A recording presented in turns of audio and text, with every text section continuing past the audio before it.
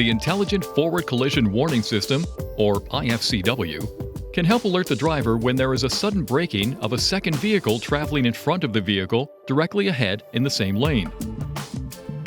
The system uses a sensor located behind the grille of the front bumper.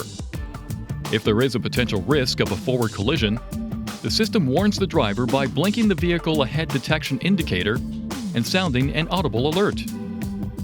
The system operates at speeds of above approximately 5 km per hour.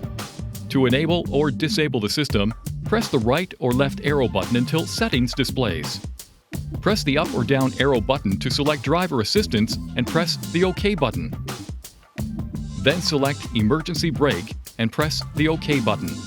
Now select Front and press the OK button to toggle the system on or off.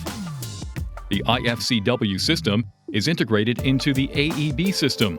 When the I-FCW system setting is turned on or off, the AEB system is also turned on or off. The AEB and I-FCW systems will be automatically turned on when the engine is restarted.